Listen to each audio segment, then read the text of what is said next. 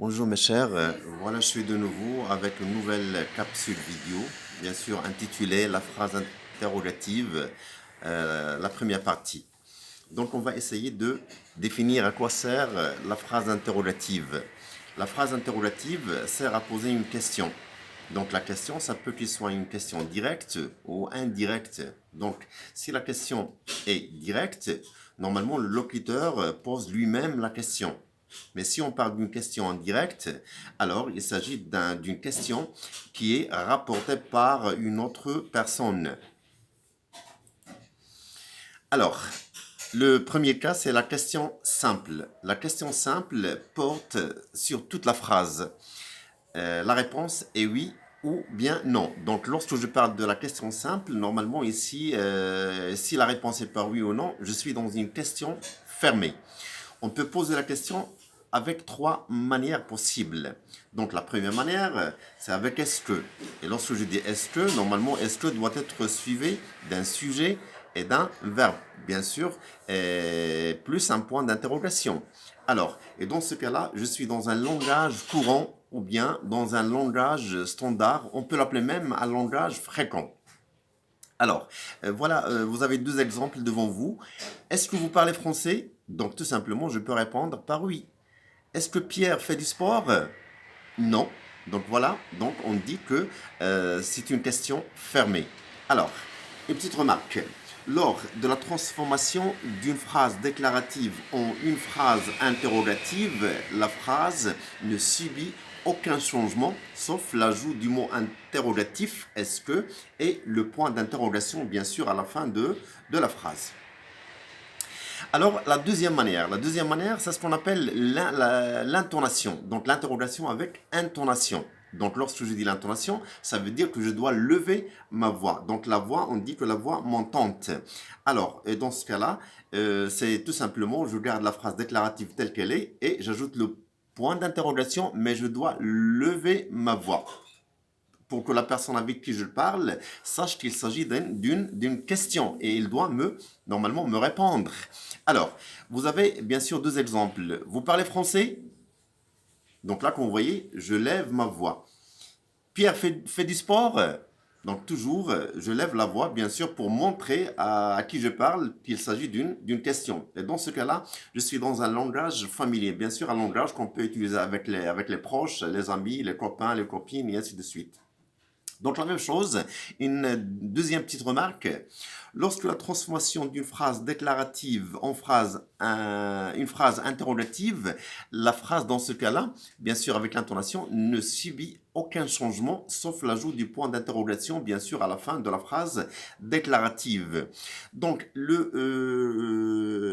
y a aussi la troisième manière. La troisième manière, c'est ce qu'on appelle l'inversion, ou bien l'inversion du sujet. Et dans ce cas-là, je serai dans un langage bien sûr soutenu. Et lorsque je dis un langage soutenu, ça veut dire un langage élevé, un langage réservé pour ceux et celles qui maîtrisent la langue française.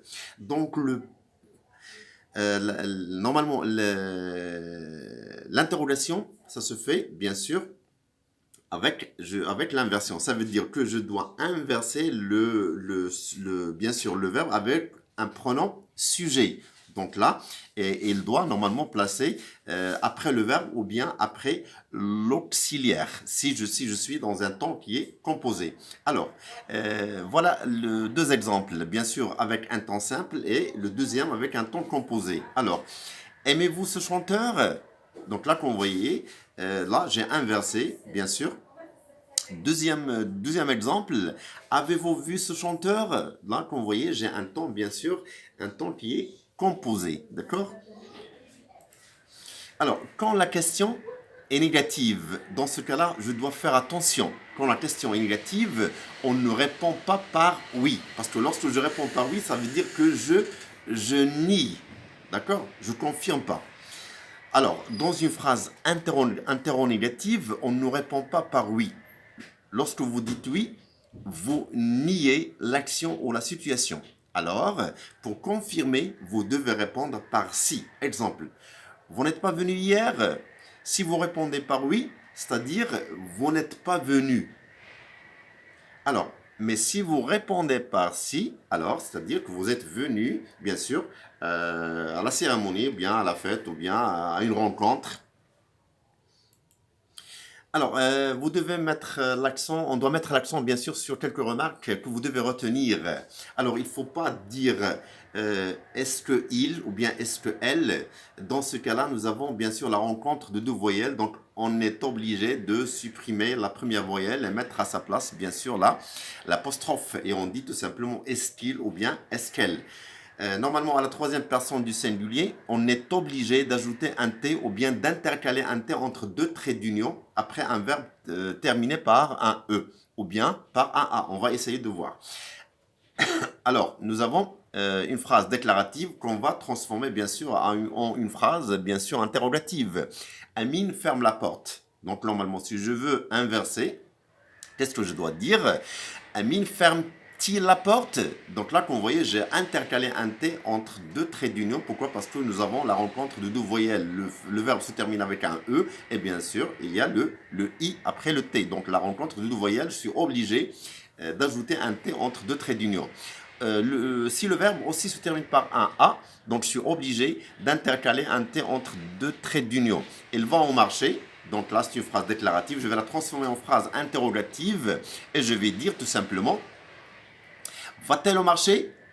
Donc là, je dois faire attention. Bien sûr, on aura le temps pour voir la deuxième partie et ainsi de suite. Donc nous avons pas mal de parties, bien sûr, surtout dans cette leçon-là. Bien sûr, elle est un peu longue, mais espérons bien qu'il vous attire votre attention. Espère bien que vous allez, bien sûr, appris quelque chose. Je vous demande, bien sûr, de vous inscrire et de mettre un like. Bien sûr, je vous dis au revoir et merci pour votre attention et à la prochaine capsule. Au revoir.